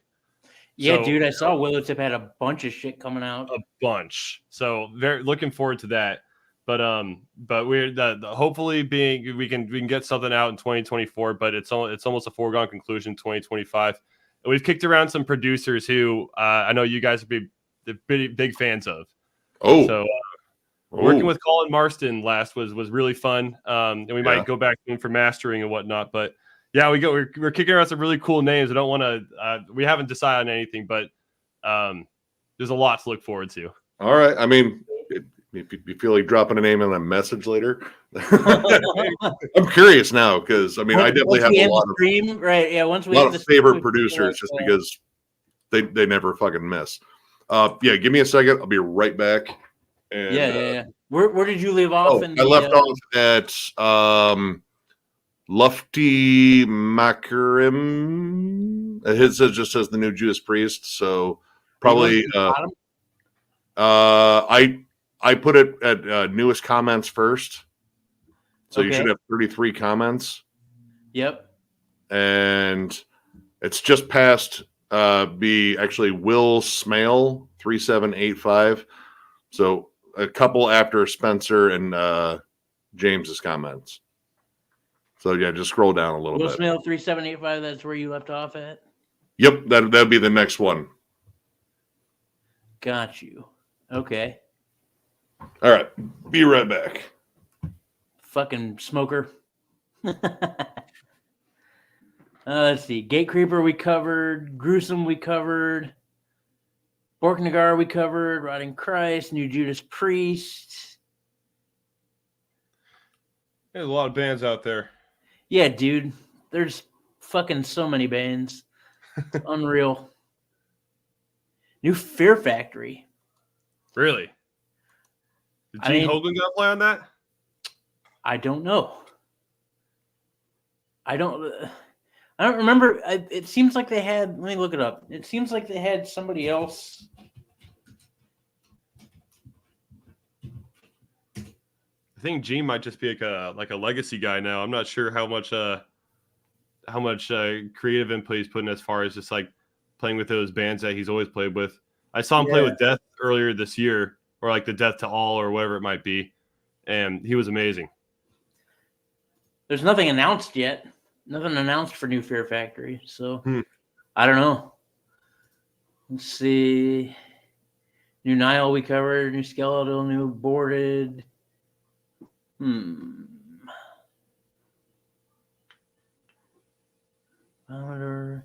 Cloud Rat. That'd be cool. Oh yeah. They're picking up steam. That last Cloud Rat album I thought was a really, really good time. That's a grindcore band, right? Yeah. Yeah. Female grindcore band. They went on tour with Imperial Triumphant a couple of times this year. They one of those lucky bands that got picked up with them. But no, they're badass as well. Did you listen to that covers album? I've listened to some of the covers that they dropped, but not their covers album. They did like Paranoid Android.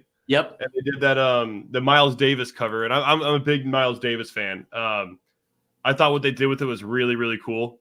Yeah. You know, I wish that I almost wish that more of their music was like their the actual music that they make was a little bit more like that, because sometimes it really goes over my head. But not too digestible.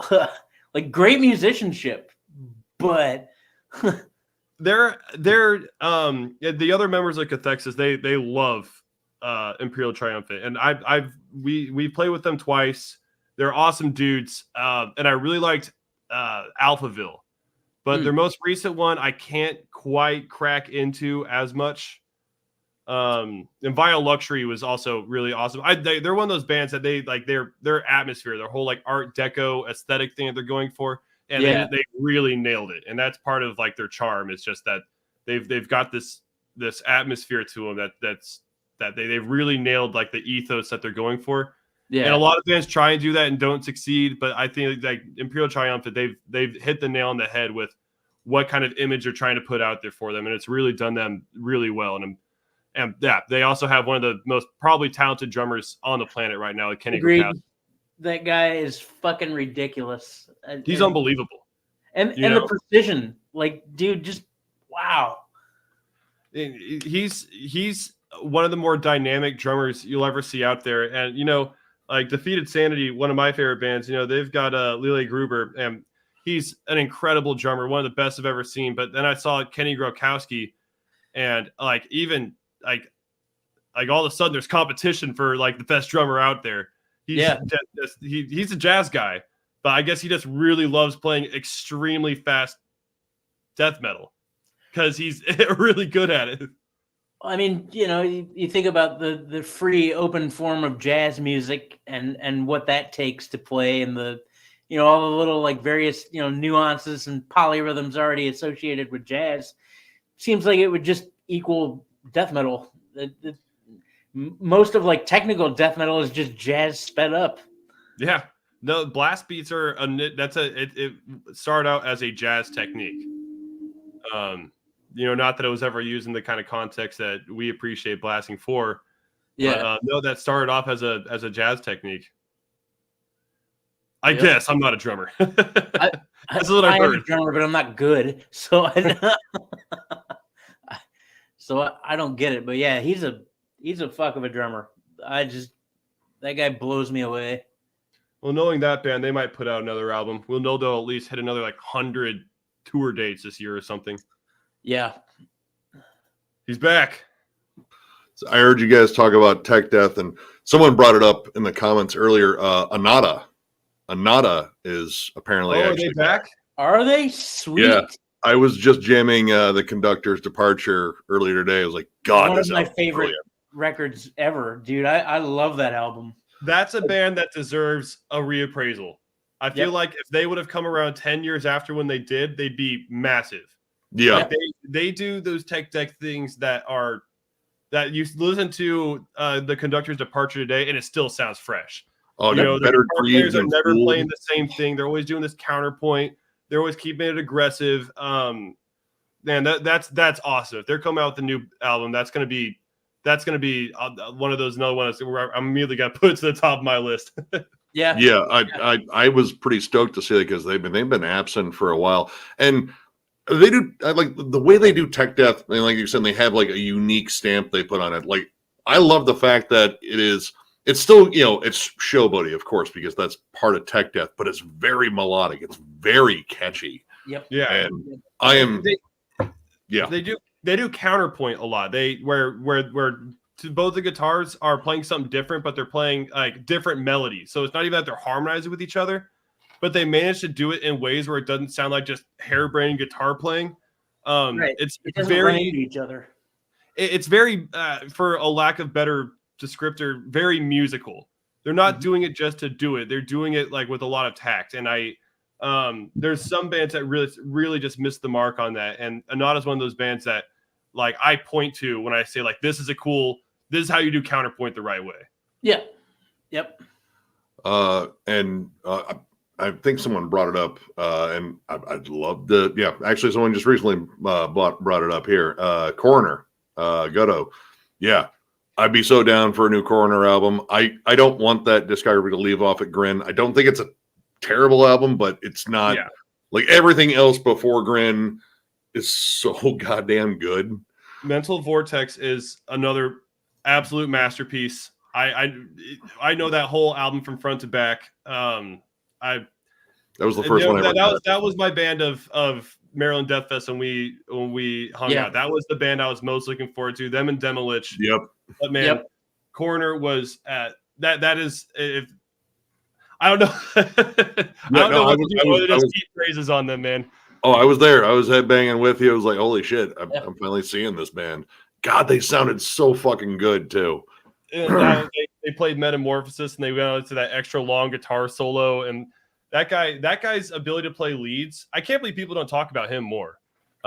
His style of soloing is so iconic, and it just gets stuck in your ears. And it's not just just a wank solo or anything. Like all the solos make sense and they curve to the chord progressions.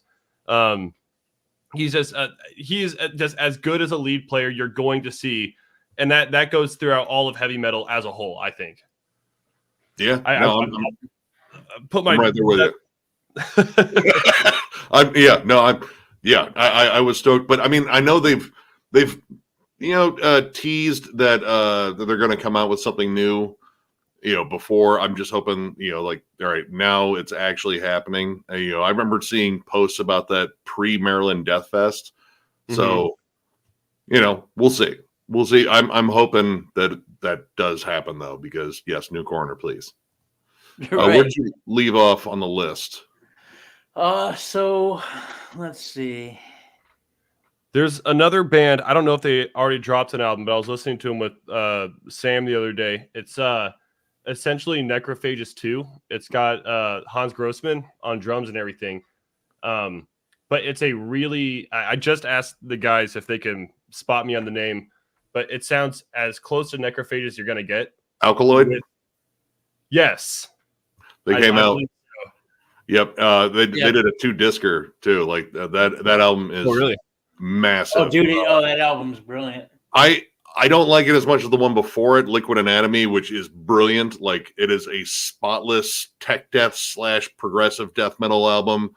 Like, with the people that are involved in that project, it very well should be. Like, I mean, you got like Obscura, Dark Fortress, like just ridiculously talented fucking players, and it's amazing. Like, you get like really good like proggy moments. There's stuff on there that kind of reminds me like classic Yes, albeit played through like a metal filter. But yeah, you still get the Necrophagus love. There's a lot of like Morbid Angel love too. Yeah, I love Yes. But just get everything you can Alkaloid and you will be happy. Yeah, I need to listen to that some because Sam played it and he's like, this sounds like Necrophagus. It's like, yeah, everyone wants to sound like Necrophagus. I heard like, yeah, this is as an honest of an attempt at sounding like Necrophage as anyone can sound like, and it's great. I mean, it helps that like some of the dudes there were involved in Necrophages too. Right. So, where did you say you left off? Well, I didn't know if you were going up or down in the list. So. Oh, I was going down. Did you get to Will Smale? Will Smale, yeah. Let's see, Saxon. Yeah, Saxon. Cool, dude. That'd be their 25th album. Holy fuck. I mean, honestly, and I really enjoyed the last one. Like, I like good throwback, classic heavy metal, and they can still do it. Biff has still got solid vocals for being, God, in his mid-70s too. Jesus. So, yeah, I know. I'm down for some new Saxon. That's actually this month. Yeah. So that's soon. Felix and Oscar and Cathexis, they play in a Saxon cover band in San Antonio. Dude, those early albums are awesome. I love early Saxon. There's definitely a period of Saxon that I'm not as big of a fan of, but the earlier stuff like Wheels of Steel, yeah, that shit's golden. So let's see. Creepy Dinky. Yeah. Ghost. All right, I'm a Ghost fan. I like them. Apparently, I know. My appeal to Ghost is more about the 80s pop thing. because I'm a sucker for that. Like if it reminds me of like Phil Collins era Genesis and Phil Collins solo, or just like kind of pop rock, and I like that shit. Their metal side, if it exists, doesn't really appeal to me, but I like them. But yeah, no, I'm down for new Ghost. I went over the last one. I enjoyed it. What do we got here? High on Fire, absolutely. Yep. Yeah. Oh yeah. Matt Pike, bring me riffs. That's what I want. He's the king, man. Obviously, if we get a new Sleep, that would be great. But there'll probably be another 10, 15 years before we get another one. Or if we get a new Ohm. I don't know if you guys are a fan of Ohm. Yeah, I mean, I have one Ohm album, and it's pretty solid. I mean, I prefer Sleep over that. Honestly, like I'm still not the biggest fan of Dope Smoker. Like, it's cool. I would much rather listen to Holy Mountain though. Holy Mountain's like, dude. I mean, Drag or Not. That's like the riff. Yeah, I you can give me Sleep or Ohm or High on Fire, and I'd be happy with any of them. I would say that my favorite, it changes between Sleep and Ohm, but right now I'm probably more of an Ohm fan. Recheck them out. They're one of those bands that you can put on without like being super zoned in. And those 19-minute long songs just feel like they go by like that. They just feel so good. It's just Black Sabbath riffs playing on bass. I mean, and Al Cicero's, man, he's an awesome bassist, dude. His tone it's so warm and inviting. I mean, he's got that classic Chris Squire Rickenbacker bass, and his whole thing is awesome too. I don't know. I think the Sciences by Sleep might be my favorite by them. I like Dope Smoker. I think Holy Mountain's a little underdeveloped, I guess. Yeah. Or I guess the production wasn't. They didn't, the right kind of producing team wasn't there for it, and it probably could have been better if they would have had that. And I don't know. I just my opinion, but I mean, the Sciences is just amazing. Oh, the Sciences is awesome, dude. That was everyone's 420 surprise, because I remember like I didn't know like they were even like doing anything, and all of a sudden like, oh yeah, by the way, it's 420 and Sleep has a new album. The fuck, really? And yeah, I bought it, and it's awesome. Marijuana Not, man, of course, because Antarctican's Thawed. Like if you don't like Dope Smoker that much, just listen to Antarctican's Thawed. That's like that's like a compressed version of it. And it's an awesome song, man. I mean, I love just droney stoner metal. Like, that shit. It's just great mood music. Like, yeah, it's heavy, but I can chill to it. So, all right, quick caveat before we move too much further. I don't mean to delay us too long, but we got on the subject. I saw Sun for the second time about a month ago, and the first time I saw him, it was awesome. I kind of saw it because of, the name, and I knew what it was about, but I didn't really get it. But recently I've been working a job where I've been at a computer a little bit more, and I have a lot of noisy coworkers who want to have long 15-minute conversations when I got shit to do. And I think I get ambient music now, because I can put that in and I can continue working, and I can still find myself going like, whoa, like, like immersed in it. And Sun is kind of been a recent musical obsession of mine, where I just get it now. And now I just got Life Metal on vinyl. It's actually on my record player right now. My brother loves that album. If you're not paying attention to it, you got it in the background, you're doing something, spin some Sun, because man, it just feels good, just getting just hit by just a wall of amplifiers, and I've been really into them lately. I'll check it out. I went to a fest. It was the Ohio Stoned and Doomed Fest. It was in Canton, Ohio, and it was interesting. It was mostly like a lot of bands from Ohio, but they also had bands from other places, and it was pretty much there to sell Earthquaker devices, because that was like the big sponsor of the whole thing. Which I get it, man. Like if you're a Stoner Doom fan, like yeah, they make great fucking pedals, and they did kind of a Sun tribute act where it was just one guitarist and then a giant pedal board that another person was operating and tweaking the sound. All, of course, Earthquaker devices. They were wearing shrouds. There was an unnecessary amount of fog on the stage too. It was all right. Like for me, like that's kind of like heavy music that I could kind of nod off to, like because there's not like the intricacies to pick up, at least for me. Right. It's all about the feeling, the drone. Right. Like I said, I only started figuring out once I listened to it way more passively. I mean, and when it comes to listening to especially heavy metal, I really prefer, not being distracted by much at all. Yeah. Because I'm either not paying attention to the music, I feel bad because I'm missing out on some sick jams, or I'm not paying attention to whatever it is else that I'm supposed to be paying attention to. But with Sun, it's really good passive music where I can really enjoy it without like having to be super zoned in on. And it's been something I've been kind of looking for a while because, like I said, I've got people trying to talk all around me, and I want to just like zone in and at least look busy. So, Right. I get that. I've really gotten into Sun that way, and I'm telling you, man, it's not just some hipster like look at me band. They've got a really cool thing they got going. They're really good at it. So yeah, when you're busy doing something, blast some Sun. Just do it really loud in headphones. It feels good, man. Feels good. All right. I imagine that probably like vibrate the entire room too. Like just like now, like I'm getting the air is literally massaging me right now.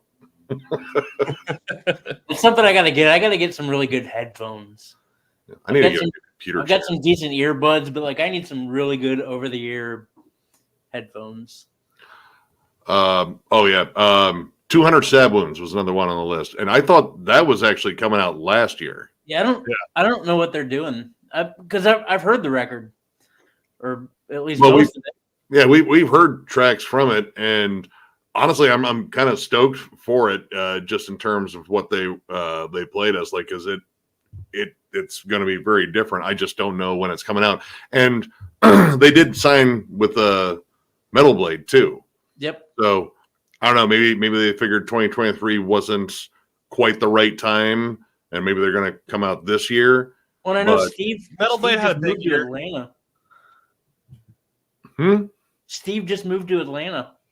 Yeah. I think Metal Blade just had a pretty big year. They may have just had it may have just been a scheduling thing as far as their release order. Yeah, I mean, Camel Corpse seemed like it was announced and it just came out like super quickly. But I mean, yeah, they probably wanted to give them a fair shot so they're not, competing with a lot of like big names. So I mean, I get it. It's all speculation. I'm not too sure. And they toured a bunch too, so it could have been they were trying to put them out there a little bit before the record dropped, maybe to hype them a little bit. Because I know they're about to go to, they're either in Europe right now or they're about to go to Europe with a penalty cap. Oh, well, shit. There you go. That would be a fun tour, wouldn't it? Yeah. Let's see. And we were Merciful Fate, and just remember we were talking about those. And Halloween.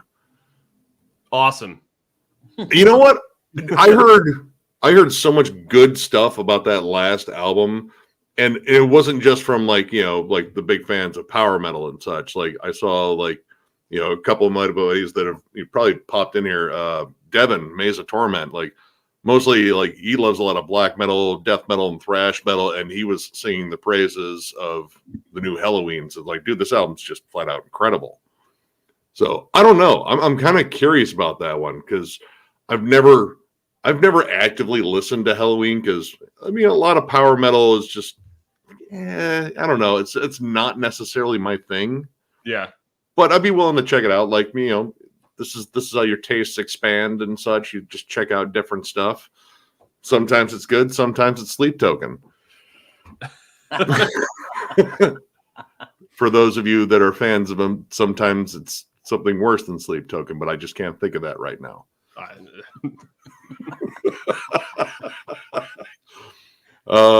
right. Another one for Deicide. Okay, we got a couple here that are. Oh no, we have more than a couple here. My list is part confirmed, part fingers crossed. This is Get Drippy 4416. First one is Alcest. I have never been much of a fan of Alcest.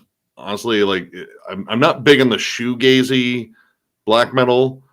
That style is really hit or miss with me. I've seen Death Heaven once, and I was about bored to tears. It's it's not really my thing, and I know Alcest is like kind of the big band in terms of that style. Mm-hmm. Yeah, I think Alcest is a little bit. I like them more than Death Heaven. They were a band that helped me kind of branch more into kind of more black metal. When I was first getting to heavy metal, I kind of got in via like Tool and a lot of sludge. And so that kind of gave more to like shoegaze and everything. I remember Alcest and Agalloch being the bands that I really kind of got into. That kind of had that more black metal stuff going for it. So I've got a special place in my heart for early Alcest. I think it's like Escalade de Lune or whatever. It's all in French. I can't say it. And I don't apologize for mispronouncing it. But I'd be interested to hear what they're still cooking. Yeah, I mean, I don't know. It's a band that I don't know, like nothing's really clicked with me. I even own one of their albums, and it was just like, yeah, this just isn't me. Mm-hmm. But I don't know. Yeah, I can't blame it. For most metalheads, it's probably not the easiest sell. You probably have to be a fan of like shoegaze or like dream pop or something a little bit more along those lines, as well as being a metalhead. I saw them live once too, opening for Enslaved, and yeah, it really didn't do very much to me. It sounded like the frontman was singing exclusively through his nose the entire time too, which really started to grate on me after a while. But yeah, I mean, I like atmospheric tremolo riffs, but I mean, at a certain point, change fucking chords.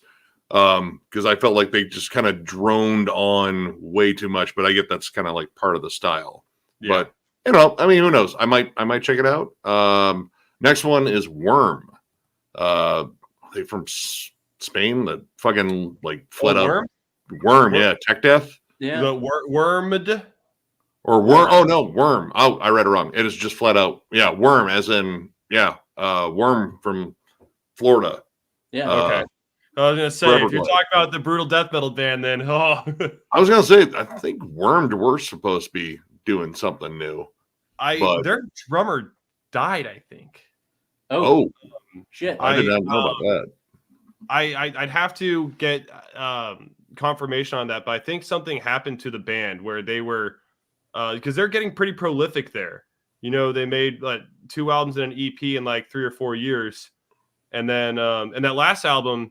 Like the drumming on it's fucking phenomenal. It's like one of the really, really incredible drum performances. But I think the drummer died. Oh, and Jesus. So I think they're on hold indefinitely, or I don't know how public they've made their intentions to keep playing or anything like that. But that would be awesome if we could get them. It's kind of hard to recover from something like that. Yeah. But Worm is one of those bands that no one else sounds like them. Yeah, I mean. I definitely think they take their cues from Cryptopsy for sure, but they definitely kind of morphed it into their own thing. Like, I mean, the closest things I can compare them to is again like Cryptopsy and maybe Brain Drill to a degree. Like it's on that level of techie and brutal. They're a brutal death metal band that's very fast, but they also put like little bits of like grindcore in there. They're not too much about like the single note brutal death metal, like the digga digga digga digga digga digga digga. They're more like go go go go go go go go go go with those big chords and just hitting those really fast. And I love brutal death metal, and Worms really kind of sit alone as far as their sound. A lot of brutal death metal can sound the same. Yeah, and Worms do a really good job of being like extremely unique, especially in brutal death metal terms, I think. I didn't like Krigzu as much as Planispherium, or not Planispherium, the Exodromos. That album is another one of those I know every note to it. But I haven't had the pleasure of seeing them live. They played at Maryland Death Fest the year after I went my first time, and if I could choose, I would rather have gone to 2015 and 2014, and Wormed is a major factor when it comes to all of that. You gotta go back and jam those. It's so good. That's an amazing fucking band, man. Next one, Rip to Shreds, which their last album was a year ender for me. One of my favorite death metal albums all year long. Was it Luan? I think it was I mean, it's always in Chinese or Japanese characters. I can't remember. I think it's Chinese. But if they're working on something new, because that dude has got like a solid lineup now. Yeah, I'm super down. That is HM2, Death Grind, great fucking guitar work. Like, man, was it Andrew Lee? I think his name. Dude, awesome guitarist. This guy's got like clever leads everywhere, peppers in melody a lot, but man, it is just a savage, visceral listen. Yes, I would love Rip to Shreds if that is confirmed. I don't know because he doesn't have these highlighted as to whether them are confirmed or just fingers crossed. Dead Heat. We saw him with a Crowbar and Municipal Waste. Yep. I haven't heard of them. It's kind of Suicidal Tendencies version 2.0, like straight up like California crossover. Pretty fucking fun band live. They were really good. I gotta piss. I'll be right back. All right, you go tinkle. I'm All gonna. right, it was good seeing you. Yeah, you too, buddy. Oh, we can't watch? No. No. You know you're into it. Let's see. Lunar Chamber. They just put out an EP last year. I believe that was on $20 spin. There was like Tech Death and Death Doom kind of combined.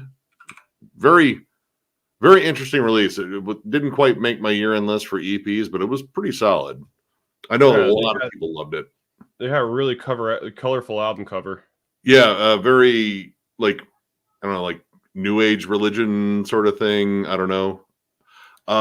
It's very atmospheric. It's pretty damn good and like technically very impressive. It just, I don't know, I felt like they labored the whole like, oh, they're Death Doom, but I only heard a few moments on there was Death Doom. The rest of it kind of similar to like, I don't know, like the Faceless a little bit, like that kind of tech death. It's good. Huh. No, I'll check it out.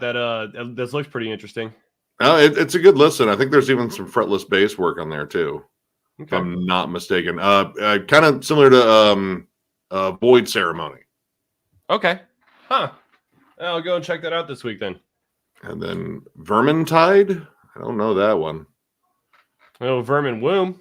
Yeah, I definitely know Vermin Womb. Yeah, they're badass, huh?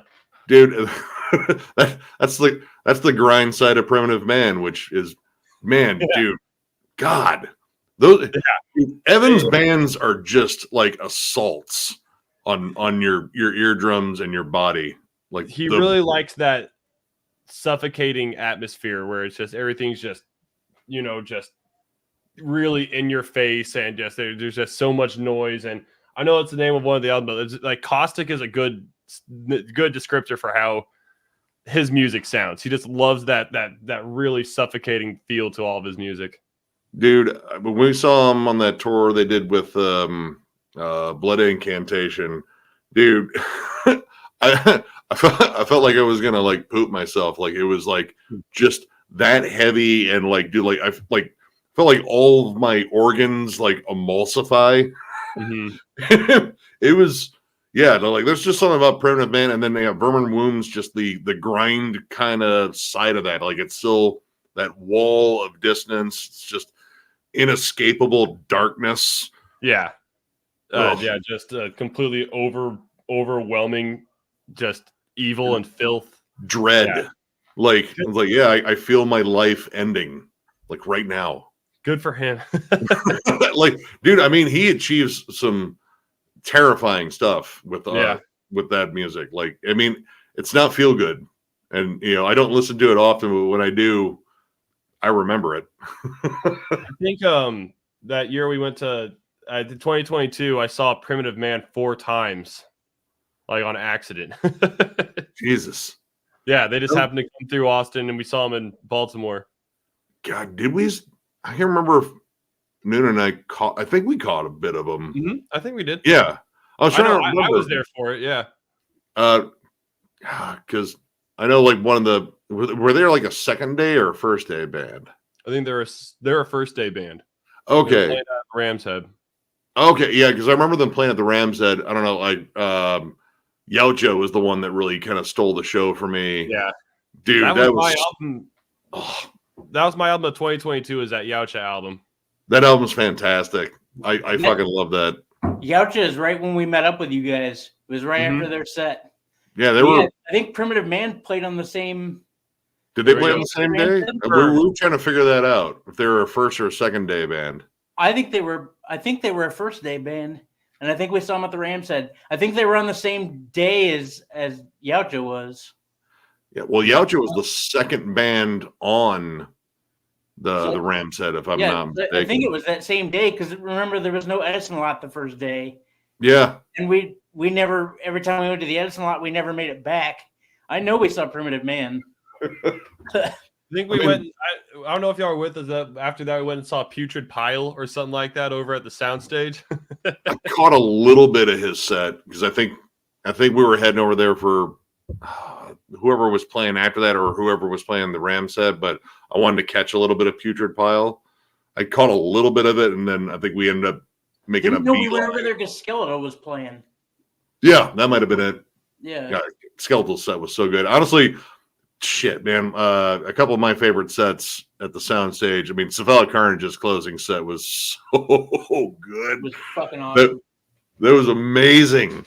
And the fact they did like a little like sludge jam with the guys from X Hoarder just kind of closing it out. That was a party. That was how to close the party. It was a party. That was entirely too much fun. Man, and Bird Flesh played before them, and they're just they're just so much fun, and on top of that, they're Swedish, so they have to add on to their humor. They talk that accent where it sounds like they sing while they talk.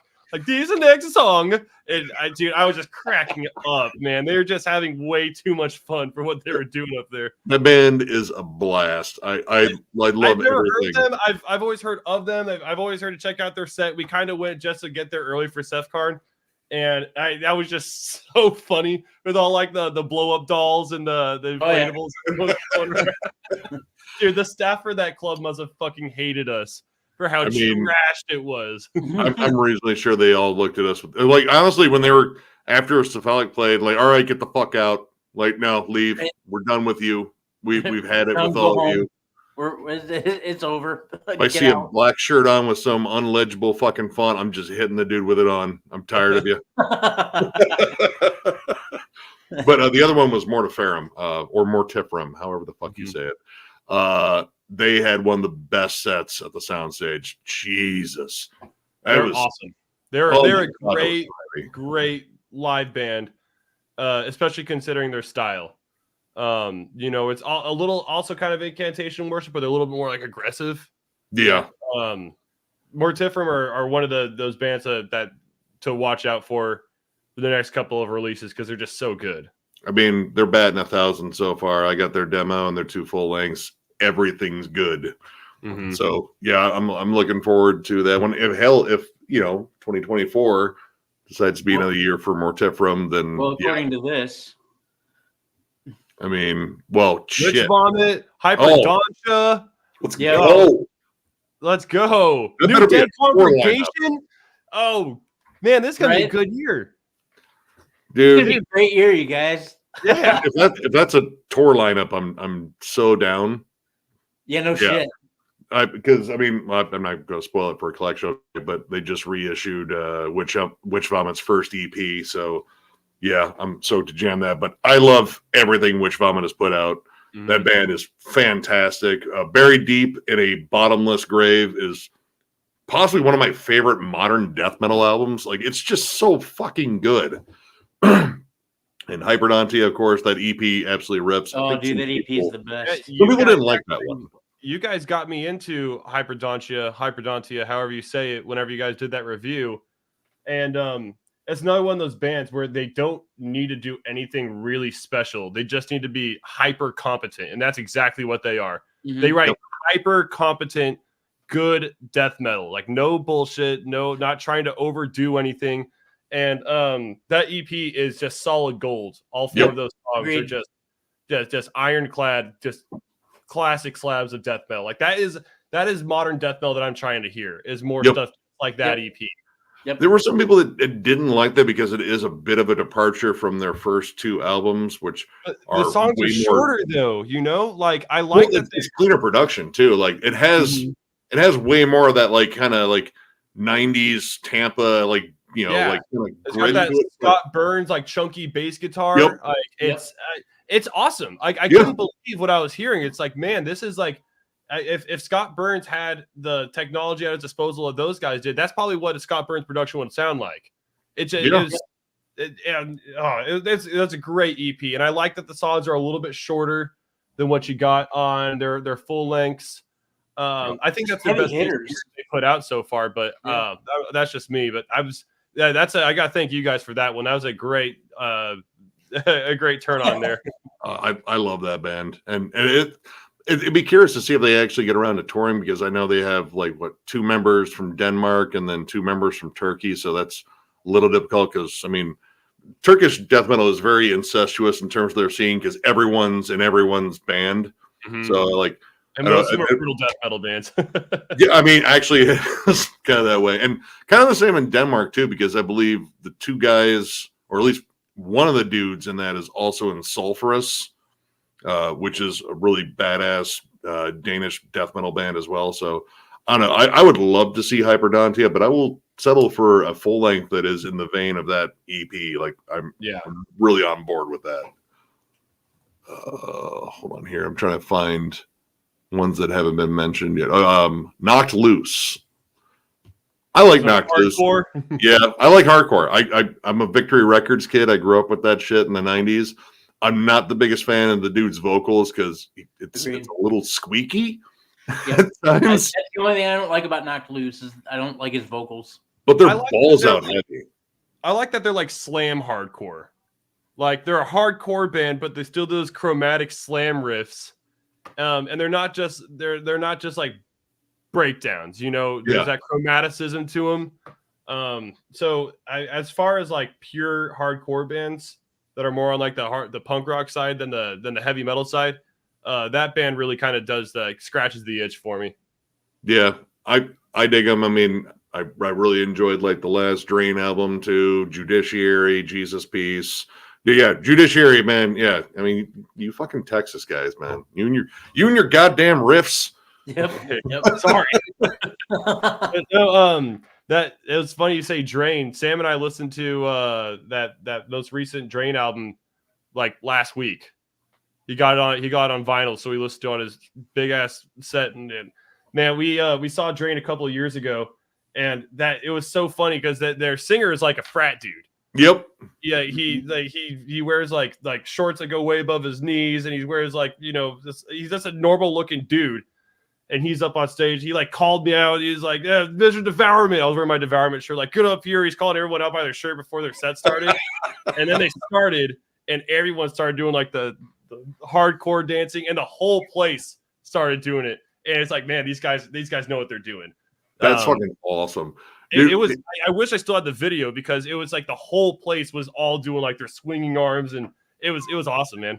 I want to see that band live. Like I love both of their albums. Like that fun little meeting point they found between like crossover thrash and just straight up fucking hardcore. Like it's just fucking fun. It's like Terror, except they're smiling, which like they're kind of like fun and loose. They're having a good time doing it. Yeah. Dude, I mean that last album's got some sick riffs on it too. California Daydream, is that what it's called? California Cursed was the first one, and then the hell's the new one called? I can't think of it. Fuck it, whatever. Living Proof. Oh, there it is. Yeah. Damn good album. Mm-hmm. It's like Dead Body. I'm not familiar with that one. Mortality Rate. I don't know that one. I can't believe no one's taken that band name yet. If that is a band. Yeah, that's a good name. All right, here's one. Fractal Generator. We were talking about Everlasting Spew bands not too long ago. That band, their last album was absolutely incredible. Yeah, Macrocosmos. Yeah, I'm ready for new Fractal Generator. Ooh.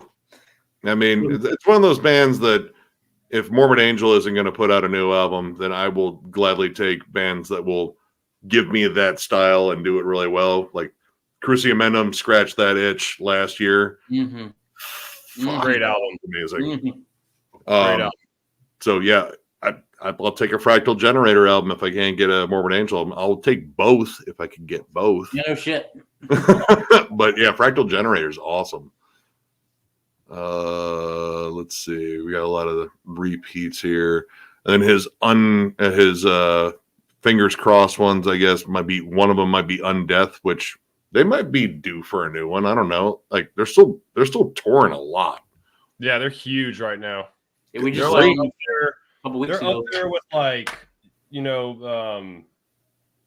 Sanguisugabog and 200 stab wounds, Fulci. They're definitely in that kind of like new wave of death metal thing. So they're kind of riding a high right now. I don't know. When did come from Time the grave? to Rise? Yeah, Time to Rise from the Grave. That came out last year? Was that 2022? That might have been 2022. It wasn't last year. Look.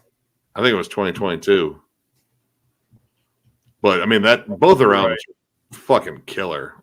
Legions of a Different Kind was a year ender for me too. Like, yep, 2022. So I mean, maybe they're due if they're doing like the 2-year cycle and such. I mean, if they're doing a 2-year cycle, I'd imagine they are. They're on such a high, and it seems like they pump out music pretty easily. Well, I mean, all right. So, all right, maybe Undeath. I'm down for that. I mean, dude, it's going to be hard to beat last year in terms of like being a banner year for death metal, but I am all for 2024 trying. It sounds like we have a pretty good list of bands coming up. I mean, the fact we got Deicide and Nile, like they're locked in, like those are happening like right away. Like, yes, right. You can't threaten me with a good time. Of the bands we've talked about, Nile, Gorguts, Coroner, Agalock, Anata. Yeah, there's some huge nails. Like those are Congregation. Dead Congregation. Yeah, man. I love Dead Congregation. I really wish that they would get In Veracity back together for another album. But I just realized they're like the same band apparently. But I think Dead Congregation is they're awesome. I'm not always into that type of death metal, but they just do it perfectly. Oh, it's so fucking brutal. I just love that band. Actually, another one. All right, this is from G-Man01, and we'll see if it happens. Luckily, they're not in court anymore. Fear Factory. Will we get a new Fear Factory with a new singer? Yeah, John and I were talking about that. We were wondering if Gene Hoglan was going to be on it too. Do they have an official drummer? Oh no, they had Heller for a while. I don't know. I'm not too familiar. That's who I thought was with him last was Mike Heller. Well, I think he's officially in Raven. And honestly, I kind of like him in Raven. That last Raven album was a lot of fun to listen to. Malignancy too. Yeah, and then he also had that. He was on the last Psy album, which that was like honestly one of my favorite drum performances from him. Is it Malignancy? Is he still in Malignancy? According to this. Yeah. Oh, okay. All right, new Malignancy is coming. All right. God, I really haven't listened to that much of that band, but I've liked what I've heard. It's just one of those like in 2019 we missed them. They're really out there. I caught them twice in 2022. They're a brutal death metal band, but they're I don't want to say like harebrained, but all the members of the band are extremely talented, and they're really out there. But they're great. You know, they're an old school New York death metal band, but they're extremely brutal. If you haven't checked them out, do it. But they're really wacky. Like they're none of them are ever anchored down to any one thing. Like a guitar player might be playing the riff, but the bass player, I think it's Cohen, who plays in Exist, and he's a huge bass player. If you talk to him, Exist is amazing. Yeah. Mm-hmm. He's the bass player for Exist, and so he's always doing something. The drummer's always doing something, and the singer's vocal style is like they don't do vocal patterns. He just kind of does grunts when he feels like it into the mic, and so it's really scatterbrain when you listen to it, but it's quality brutal death metal if you're into it. All right, we got some from Robert Sparling. I mean, there's definitely some ones we brought up, but one we haven't. Body Count. I'm down for new Body Count. I like Body Count. Yeah. I mean, the last one was really good. Carnivore, like that was a dick kicker of an album. And honestly, modern Body Count is better than old Body Count. I'll go ahead and say it. Like old Body Count, like I don't think he quite had everything together. Like, yeah, there's some novelty songs that I like, but his newer stuff over these last two albums, especially, have been pretty damn good. So I don't know. I'm kind of curious about that.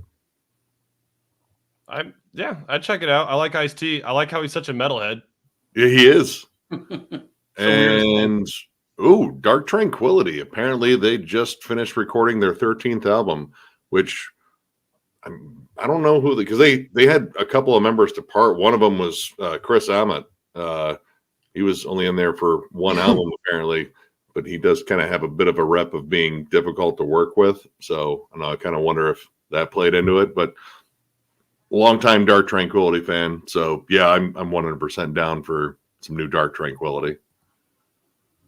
And Martin Napier, Defacing God. I've heard that someone brought that up in the comments too. I don't necessarily recognize that right out of the gate.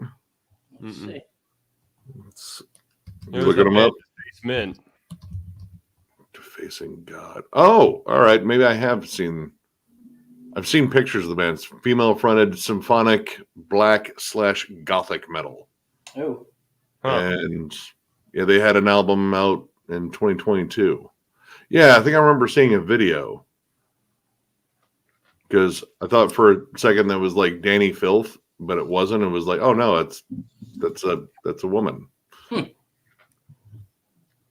don't know. I'm not up my alley.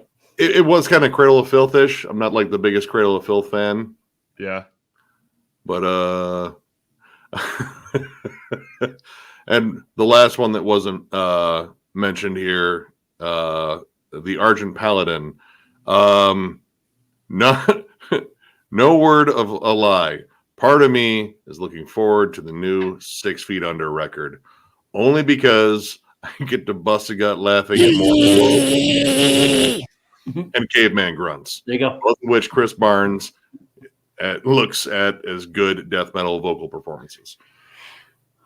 I mean, you can't not review it. Like, right. It's one of your funniest videos. I mean, one of our most viewed videos of all time. The first E I heard on there, I literally almost passed out from laughing. Like, I got the little sparklies on the side of the eye. I was like, oh God, I'm going. I might fall. But oh my God. I think it was the song The Rotting too, because I mean that came in with like a good riff, and then I was like, I'm like, what the fuck? It's like someone holding a cicada like right up against the microphone, like just shake it violently. And Nick didn't want to review it. I didn't because it sucked. Like, we're not doing this. I was like, dude, trust me. Just trust me. Just listen to this. Just trust me. The shitty part about gaining some kind of traction is also making like hater videos. Yeah, we've done a couple. But 6 Feet Under is pretty that's pretty low hanging fruit there. That's a pretty easy one to dog on. I mean, it is, and like part of me is like the people involved in it outside of Chris Barnes. Like, I mean, he's got Jack Owen in there. I love Jack Owen. They always put in like these really talented musicians. Yeah. I mean, he's got Lord Marco on drums. The bassist is from Brain Drill too, or formerly of. Yeah. I don't. Yeah. Like, I mean, a paycheck's a paycheck, I guess. Like, yeah, we get to play like really, really basic shit and make a little bit of money. And yeah, I just don't get it. Like, man, Barnes has to know his voice is just completely roached. No, he thinks he's doing a good job. I think it's because like everyone around him is just kind of like a sycophant. Like I nailed that one on the first try, right? Like, yeah, no, you did a thing, and it was, yep. Just put some reverb on it; it'll sound fucking amazing. I don't know. I don't know. I mean, dude, like legit. If it is awesome, I will eat my words about 6 Feet Under for one album. Sure. But I mean, if it's what I think it's probably gonna be,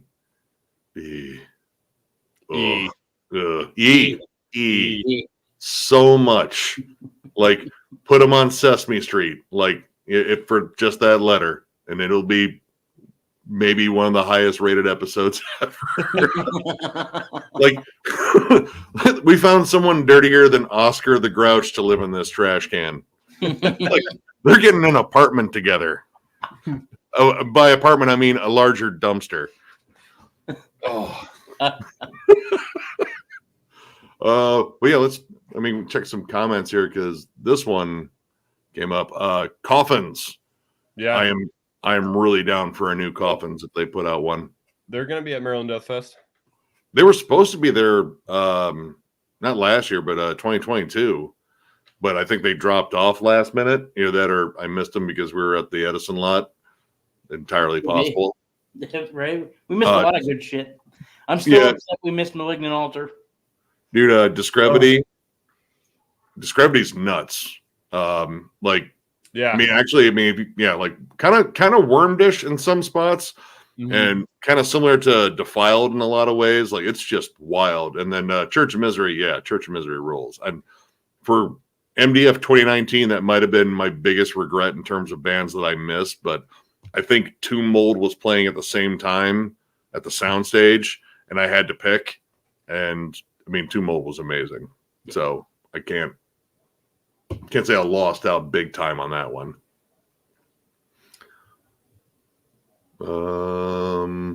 But yeah, I don't know. The Absence. Solid Melodeath from Florida. I haven't heard that band in a while. They're still kicking, and I picked up their last one, and I was actually one of the cool things about it was I looked at the artwork and was like, man, that looks vaguely familiar. And it was for a reason, because it was the same artist that did all the creepy art for Scary Stories to Tell in the Dark, like the original ones. They got that guy? They got that guy. Oh, that's kind of cool.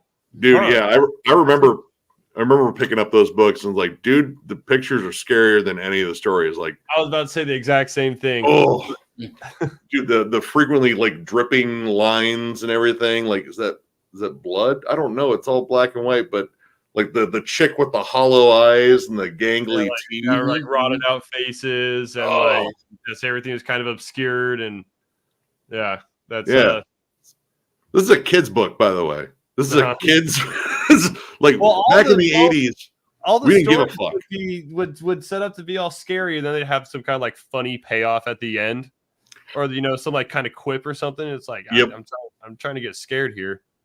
Yeah, so, just what? Look at the illustrations.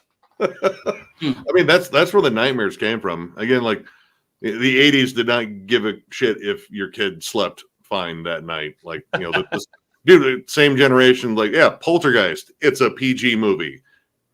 The kids will be fine. Take the whole family.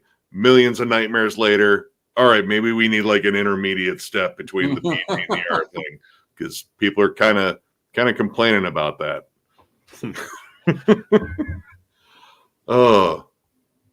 see. I mean, is there any other comments on here that we missed in terms of bands? It used to Hour of Penance.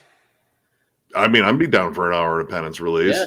I don't think that band has a single original member left. Really? Yeah, that doesn't seem like it's hurting them. Their last album was really good. Well, Italians love making extremely fast death metal, and I like really extremely fast death metal. So I got to get the last one with the full album. Now that's their style. They excel at it. Do that new Devangelic, the one that came out last year. so good. Best album of the career, I think. It's the best Nile album that Nile never made. Yep. Yep. Agreed. Yep. Nile I mean, too.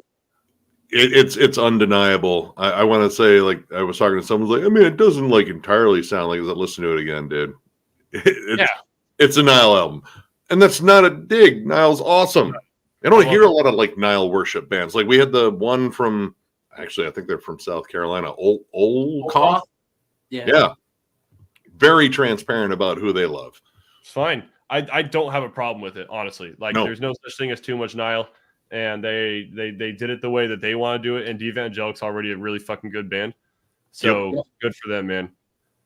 If the new Ulcerate comes out, obviously that'll be pretty high on our list. And Disentomb, I mean, I love them. I think that Disentomb is they're like the only brutal death metal band that's willing to like lean into like hooks.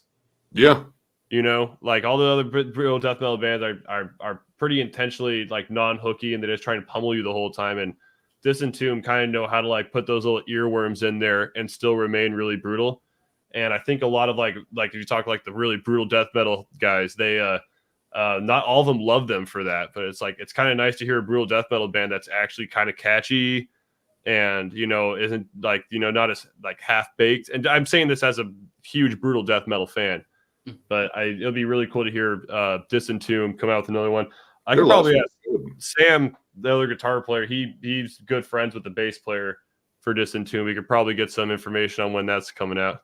We saw them. It was in the show in Kent, Ohio, the aborted show that moved from Cleveland all the way to Kent, Ohio, and it was like 120 degrees inside there. It was so fucking hot in that room. It was horrible. Oh, it was rotten. Bummer. But yeah, they had a solid set. Dude, their front man looked like he could bench press half the crowd. Like you just like swole. And new Escuela Grind EP too. Mm-hmm. Oh, hey, we got a super chat.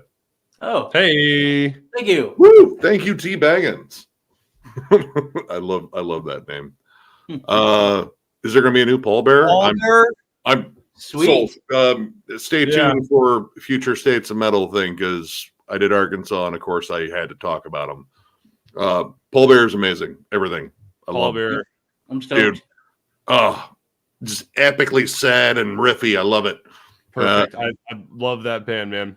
Oh God, I got to see them. I got to see them on some interesting bills. I saw them open for Enslaved with Royal Thunder, and then I saw them with Obituary, Skeleton Witch, and Dustbolt. Mixed band, like just a weird bill, but oh my God, they were so good. Eternal Champion. I still need to check out this band. Like I've heard so much from all the big trad fans that they're like the best fucking thing, but I still have yet to check them out. And I'm not familiar with Doom Sword. That's a cool name. I know that much. Chapel of Disease. I've heard of most of these bands. I don't think I've checked them out. Maybe Winter Phyleth. I know Winter Phyleth. I have some of their albums. And Mother of Graves, we know those dudes. They're from Indiana. They just got picked up by was it Profound Lore? Might be. They just got signed. Yeah. Good for them. Yeah, they were on Wise Blood Records, and if you love My Dying Bride and Paradise Lost, like they are that band. Like it is that straight up Peaceville Death Doom sound, and it is done so damn well. You were right. It's Profound Lore. Good deal. Well, good for them. Love that label. Ard, I'm not familiar with that one. Chapel of Disease sounds familiar though. Hold on, I'm gonna look that one up. I am gonna have to pop off here soon. Okay. Unfortunately, but this has been fun. What do you guys say? Thank you for coming by, man. Yeah, if you had to say one's the top one or two that you're most excited for, what would you say it would be?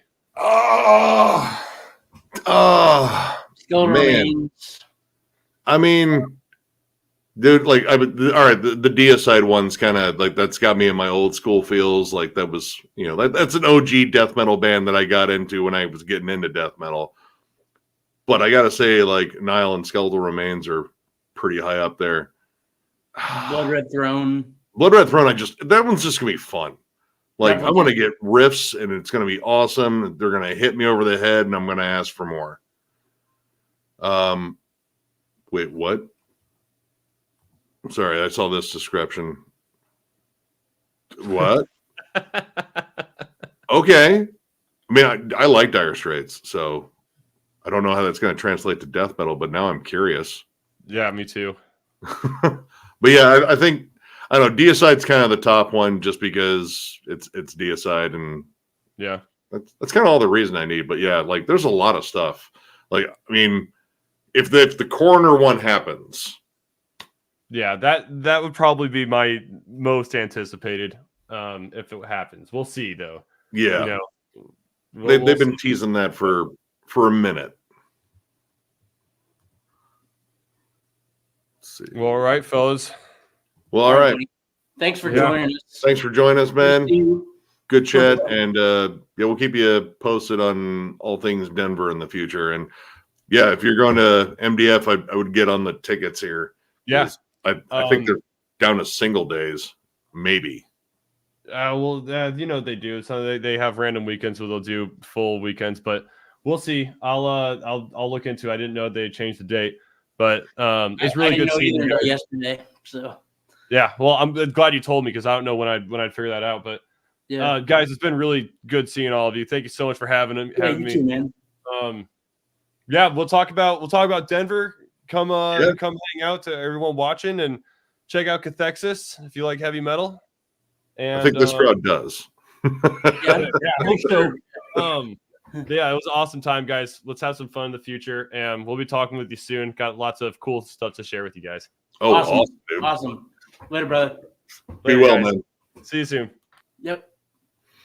All right. So, I mean, what's the plan now? I still have some editing I do need to do, so I kind of do need That's fine. I mean, we blazed through a lot. I mean, we talked about yeah, dude. I mean, that was near two solid hours of fucking bands. So we didn't. Sorry we didn't get to all your comments. I mean, there were a lot of them. We also had a list that everyone was commenting on earlier too in the our community post. But yeah, I think we covered a lot, man. And I've been looking and seeing what all is popping up in the comments, and yeah, this is going to be a busy year full of probably killer releases. So yeah, we're looking forward to going over them. Yeah, I'm very excited to see what all happens, and it's going to be a busy year for Thralls. Not that it's not a busy year for Thralls. Oh yeah, we totally fucking slacked off last year, right? Yeah, totally. Yeah, we didn't review like 85 albums last year. No, so. But yeah, thank you guys for joining us and hanging out.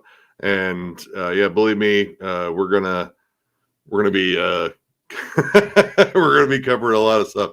All right, see, or maybe we were slackers. All right, because Rick would know. He would know. He slacked off. Now I gotta watch Back to the Future. But yeah, I'm gonna dip out of here. I gotta edit down some videos because I shot like 2 of them today. So yeah, we're gonna have some stuff coming up here pretty soon in terms of like retro reviews and get some States of Metal stuff and a bunch of fun stuff. So stay tuned for sure. Yep, stay tuned, guys. Thanks for having us in your house for the last 2 hours. We will catch you guys all later. Peace.